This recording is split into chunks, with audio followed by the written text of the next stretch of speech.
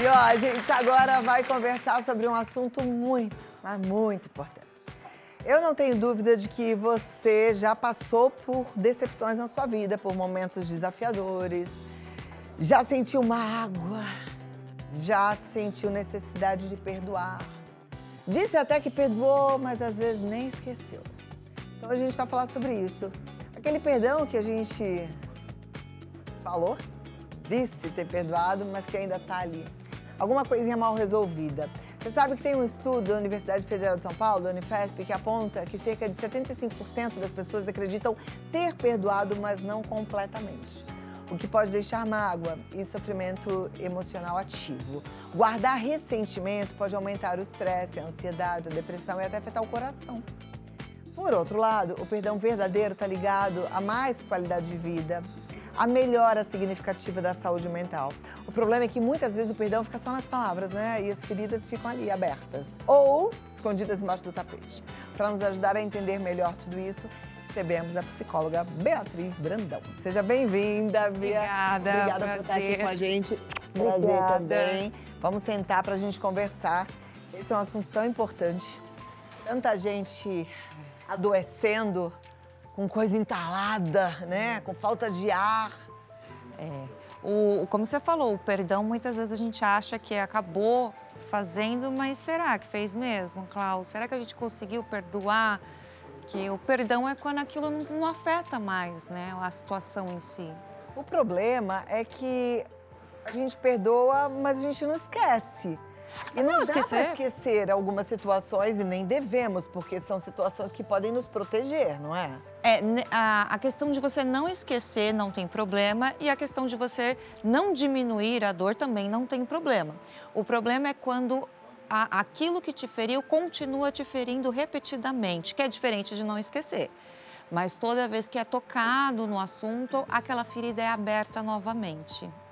E aí esse perdão realmente ele foi feito talvez da boca para fora, talvez porque foi pressionado, né? A gente às vezes é muito pressionado a perdoar as pessoas. E é para aquela pessoa a ferida ainda está em aberto. E aí, o que a gente faz com essa ferida? Tem muita gente hoje assistindo ao programa com feridas abertas e às vezes abafadas, escondidas, né? É assim, quando a gente é magoado, quando acontece algo com a gente, o nosso sistema límbico, que guarda as nossas memórias, ele vai registrar aquilo como uma dor e muitas vezes como dor física. A gente sabe que a rejeição, por exemplo, é algo que é sentido como se fosse uma dor física. E outras mágoas que a gente pode ter, como traições, que acontece bastante, é bem relacionado ao perdão, perdoar ou não perdoar uma traição, também são registradas como dores físicas. Então, tudo que for semelhante a essa dor que a gente sentiu, vai voltar à memória. Por isso que eu disse que esquecer não é que é um problema você esquecer e seguir em frente, mas você reviver é um problema. Então, alguém me magoou, por exemplo, eu fui traída, que acontece bastante. Aquele perdão não é para a pessoa, aquele perdão é para aquilo não comandar mais a minha vida, para aquilo não impedir que eu tenha outros relacionamentos, que eu siga adiante com a minha vida e que essa dor seja uma memória, mas uma memória que eu não quero mais que repita na minha vida. Bom, eu já tive uma decepção na minha vida com uma amiga, muitos anos atrás, e eu me lembro que em terapia, o que eu tive que fazer, eu decidi perdoar, perdoei, mas não esqueci, cortei relacionamento porque era uma pessoa que não valia a pena. Eu fiquei escrevendo carta, falando da minha decepção, até eu me sentir curada. Qual que é o caminho que hoje existe para a gente ficar livre desse perdão? Existe alguma coisa diferente dessa atitude? Bom, primeiro que quando a gente, de alguma forma, sofre, a primeira coisa que a gente tenta fazer, que não ajuda, é se recuperar muito rápido. Então, dê espaço para o choro, dê espaço para a dor, dê espaço para a raiva, dê espaço para as emoções conseguirem sair. O escrever é ótimo, porque no momento da escrita você volta a chorar, você volta a sentir e você vai liberando isso. Siga também o que você consegue, o seu passo a passo. Não necessariamente perdoar, você vai precisar falar com a pessoa, porque muitas pessoas têm dificuldade em pedir desculpas, as pessoas têm dificuldade em reconhecer os erros. Imagina se a gente for esperar alguém pedir desculpa para que a gente possa seguir em frente. Eu acho que quase ninguém ia conseguir seguir em frente. Então, aceite que aquilo não tem mais poder. Aliás, tem gente que não tem nem a chance de ouvir um perdão, porque quem perdoou, quem magoou, já não está mais aqui, né? Tem pessoas idosas que não perdoaram pai e mãe que estão presas àquela dor. Exatamente. E aí essa dor vai aparecendo e vai corroendo. Como você disse, além do estresse, da ansiedade, essa mágoa pode vir de outras formas psicossomáticas no nosso corpo. Muitas pessoas podem ter problemas de pele, problemas do cabelo cair, justamente por causa dessa mágoa que a gente não valoriza, mas ela está enterrada, está ativa. Outra forma que a pessoa pode lidar com isso também é ela realmente começar a falar sobre a dor dela. Você falou sobre a terapia, né? A terapia, ela traz isso, né? A fala traz a cura daquilo que está dentro dela. Então, falar, como você falou, você escreveu, o falar, o escrever e também entender que perdoar não significa que você vai esquecer e que você precisa voltar a falar com essa pessoa. E que você precisa manter relações. Ficar falando sobre o fato não vai ficar trazendo à tona todo aquele sentimento? Vale a pena, então, falar, mesmo que a gente reviva aquilo? Porque vai chegar uma hora que a gente vai conseguir cicatrizar essa ferida. Olha que joia. E aí eu já estou lembrando de pessoas, até que eu conheço, que falam assim, ai, eu estou magoada, mas eu não quero falar sobre esse assunto. Normalmente... É pior, então. É pior porque a gente vai embotar, a gente vai guardar essa emoção e nenhuma emoção consegue ser guardada, na verdade. A gente acha que consegue fazer isso. Ela permanece no sistema psíquico e ela vai tentar sair de alguma forma. E eu sempre falo, é melhor através do choro do que de uma outra forma, como, por exemplo, numa crise de ansiedade, que muitas vezes são várias questões. A depressão também. A depressão é bem ligada com mágoa, é bem ligado com essa dificuldade de transcender aquilo que me aconteceu. Então, eu fico muito no passado, fico puxando coisas que me aconteceram, por que eu não respondi assim, por que eu não falei assim. Então, por mais que doa, quando a gente fala sobre o tema, a gente vai conseguir dissolver os sentimentos e emoções. Olha como é importante, né? A terapia é incrível e realmente necessária. Seria maravilhoso que todo mundo tivesse acesso. Gosto sempre de lembrar a quem não sabe que as universidades elas têm serviço social gratuito. Hoje a gente sabe que algumas igrejas também têm serviço social de terapia gratuita. Vale a pena e às vezes se você não conseguir de jeito nenhum, até grupos de apoio são muito úteis porque tem sempre um momento da partilha. Mas que interessante, porque tem gente que não tem para quem contar sobre suas mágoas. Porque tem até medo, assim, eu vou contar sobre a mágoa, você vai ouvir e vai ficar com raiva dessa pessoa que eu não quero que você tenha raiva. Muitas vezes a gente tem medo de desonrar a outra pessoa, ou porque faz parte da família, ou porque ainda está em convívio, porque às vezes as pessoas vão magoar e elas não quer dizer que elas vão sair do nosso convívio. E não quer. Igual a mulher, quando briga com o marido, tá com raiva, com ódio, precisa desabafar, mas vai desabafar pra quem? Se contar pra mãe, a mãe vai ficar com raiva do genro. Se contar pra irmã, ela vai ficar com raiva do cunhado. Aí acaba que não conta pra ninguém. E aí a pessoa não consegue trazer aquilo de uma forma neutra, que o outro consiga ver sem julgar a pessoa que acabou cometendo aquilo que a feriu. Mas aí se a pessoa guarda, ela adoece. Ela adoece. De alguma forma, ela vai adoecer. E aí a gente precisa entender que os espaços que essa pessoa precisa manter é a questão de procurar, como você disse, um processo terapêutico, né? Muitas vezes a gente acredita que é difícil, mas não é. Bastante grupos de psicólogos também oferecem. E uma questão de você conseguir extravasar. Muita gente faz isso através da música, que é uma ferramenta super importante para que a gente possa fazer isso. Outras pessoas vão fazer através da escrita, outras pessoas vão fazer isso através de atividade física, porque ela consegue extravasar, por exemplo, a raiva através da atividade física. Mas consegue, mesmo que ela não traga isso para a mente, para o consciente, porque eu fico pensando assim, que, não sei, meu jeito leigo de pensar, eu imagino que se eu tô com raiva de alguém, eu não tenho para quem contar sobre a minha raiva, Se eu for para esteira, correr, por exemplo, eu vou ser liberta, de certa forma, dessa raiva se eu ficar falando, manda embora essa raiva, e essa pessoa me magoou, e com isso na cabeça. Sim. E se eu ficar lá correndo, pensando em outra coisa, não vai Não vai nada. funcionar. Você precisa direcionar os seus pensamentos. Muitas vezes, quando a gente acorda de manhã, a gente acorda com uma preguicinha. Não tem uma vozinha na nossa cabeça que fala, vamos menina, levanta, vamos resolver, o tempo tá passando, para com esse sonequinho aí. Essa voz, ela pode conduzir a gente a liberar isso. E tudo que a gente fala dentro da nossa mente, a gente consegue conduzir. Então, por exemplo, a gente não tem o poder de acreditar que alguma coisa não muito bacana vai acontecer e a gente fica até com medo? Por que a gente não pode transformar isso numa coisa de isso não me afeta mais? Aquilo que aquela pessoa fez não é em relação a mim, não é em relação a ela, eu não quero que tenha mais poder sobre a minha vida. É o poder que a gente dá para as coisas, é o poder que a gente dá na mão dos outros e aquilo que os outros fizeram. E o que a gente faz com o que os outros fizeram de nós? O que a gente vai fazer com isso? Eu vou guardar e vou derreter, vou me desfazer? Ou eu vou, isso não me pertence, eu não quero na minha vida? São escolhas que a gente precisa fazer para a nossa vida. Adorei o que você trouxe pra gente agora, essa vozinha, né? Que no fundo, essa vozinha somos nós mesmos, que somos capacitados para comandar a nossa vida, os nossos pensamentos, né? Os nossos pensamentos não podem mandar na gente. Magoada, magoada, magoada. Não, aí tem a outra voz que é mais forte, fala, manda embora essa mágoa, você não precisa ficar pensando nisso, você não precisa ficar remoendo isso, bora fazer outra coisa.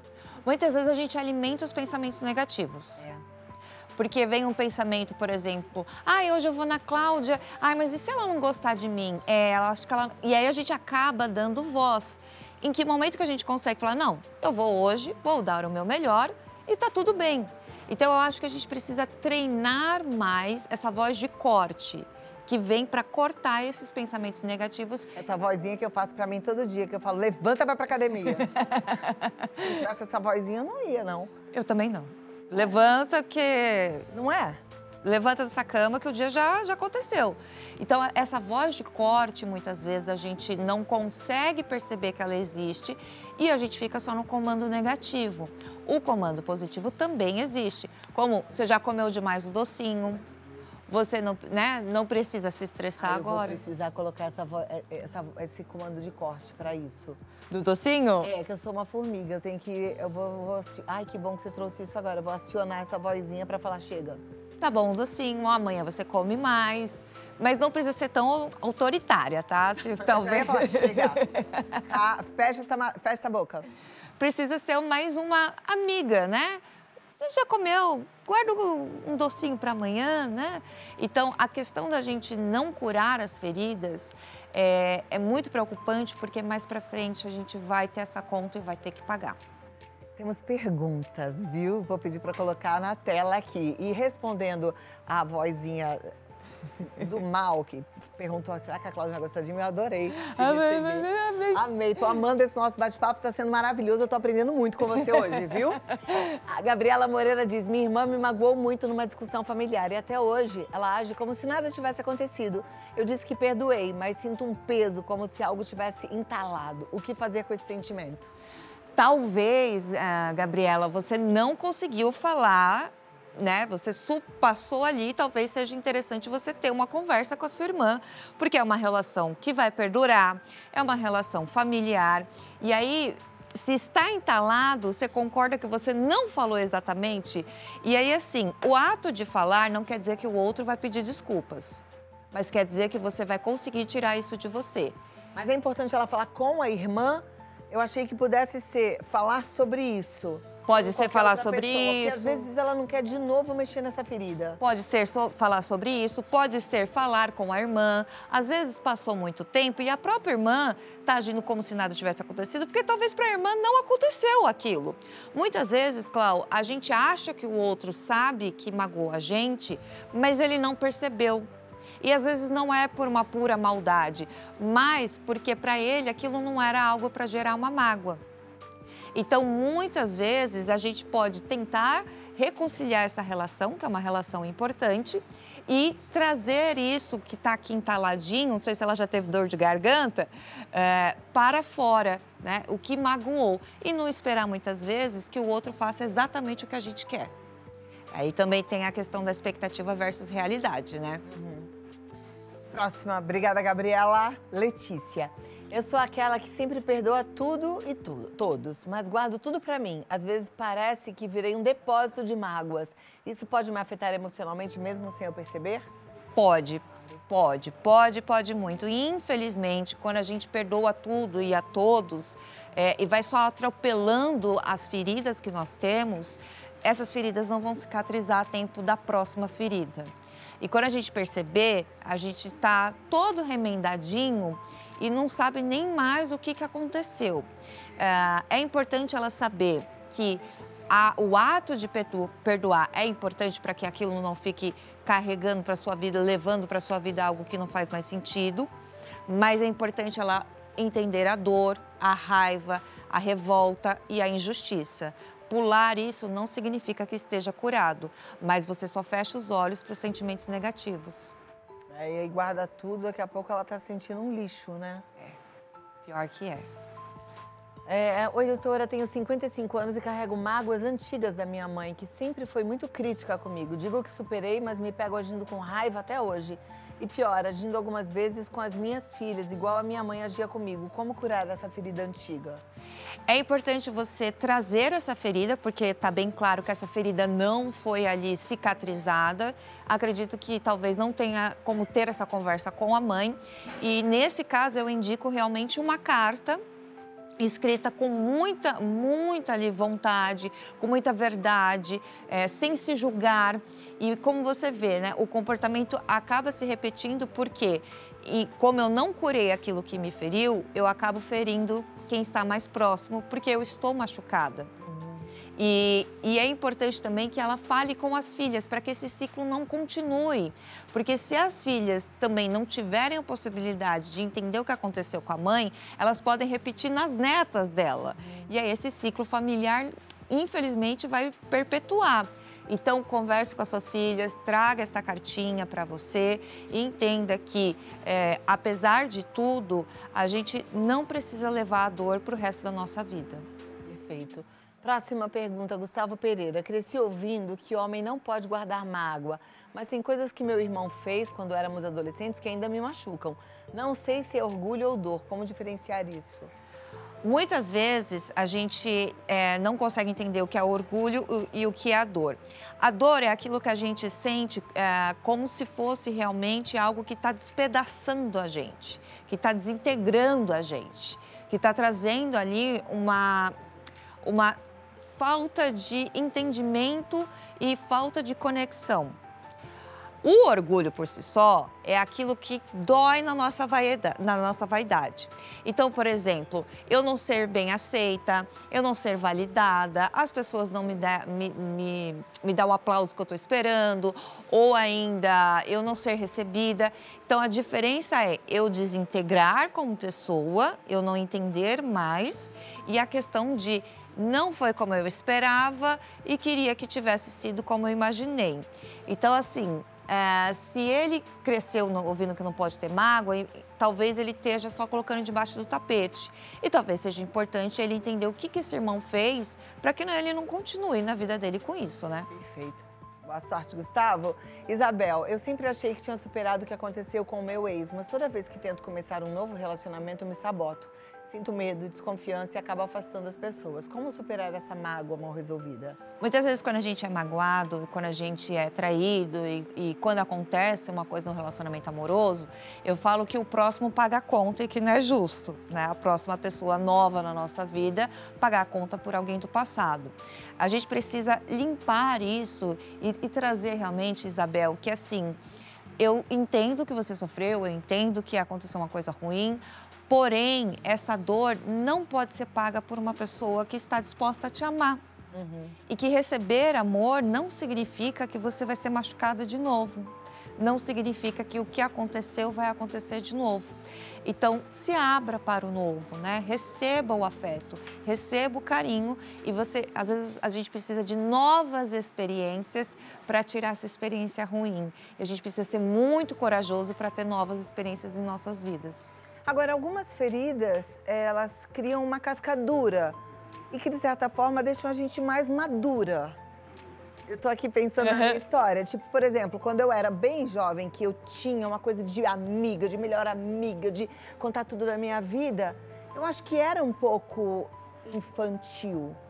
E, de repente, tomar uma bordoada assim e falar, opa, me fez bem, porque eu acho que essa amizade, assim, de entrega, eu acho que é meio infantil, não é não? A gente não vai ficando mais fria? Gato escaldado tem medo de água fria? Então, isso não é amadurecer? Depende, porque se a gente for assim, Clau, tem uma pessoa muito legal que é sua amiga, mas você não quer contato com ninguém, eu me isolei, não tenho mais amigos na minha vida. Não, assim é demais, mas é só saber que não é tão de mergulhar de cabeça e se entregar por inteiro. Aquela coisa, né? É que assim, falar da nossa vida normalmente não é muito positivo, porque eu sempre falo, alguém vai dar opinião e você vai acabar sendo influenciado, né? Entregar a nossa vida muitas vezes te deixa vulnerável num aspecto que não é positivo. Quando a gente leva umas bordoadas da vida, na verdade das pessoas, a gente fala a vida para não dar os nomes aos bois. A gente acaba realmente revendo alguns comportamentos. Se esse comportamento for para te proteger dentro de um nível que é saudável, legal. Isso é amadurecimento. Você amadureceu, legal. Se esse comportamento te isolar na sua casa e você não tem mais vida social, opa, peraí, talvez não seja bacana. Seja ruim. Você talvez já está levando para uma coisa muito mais pesada. Então, a gente leva um saco. Eu acho que nós mulheres nos questionamos em algum momento da vida, do tipo, nossa, eu não sou mais como eu era, as minhas amizades não são mais como eram antigamente, com tanta entrega. Mas eu acho que faz parte do amadurecimento. O jeito da gente se relacionar com as amigas vai mudando também, não é? O jeito que a gente vai lidando com as amigas, o nosso tempo, as nossas prioridades. Quanto mais a gente vai vivendo, a gente vai entendendo que a gente precisa ter espaço na nossa vida. Tem bastante gente que já tem um filho criado, né? E agora precisa viver ali o seu momentinho de vida. E então, muitas vezes, a gente amadurece e parece que a gente ficou malvada, mas na verdade a gente está mais cuidando do que é nosso. Muito bem. Quase virou uma terapia, né, Bia? Adorei. Deixa eu te dar um abraço. Beijo. Amei te receber. Deixa eu passar aqui o contato desse puxão de orelha, que ela é maravilhosa. Obrigada. Puxão _ de orelha. Segue lá no Instagram, acompanha tudo que ela vai postando, porque é puxão de orelha atrás de puxão de orelha, pra deixar a gente forte, não é verdade? Adorei hoje. E aí, ó, beatrizbrandão.com.br é o site. Volta logo, Volto. Tá bom? Não demora, tô te Obrigada. esperando. Pra gente continuar aprendendo, crescendo, melhorando as nossas relações, né?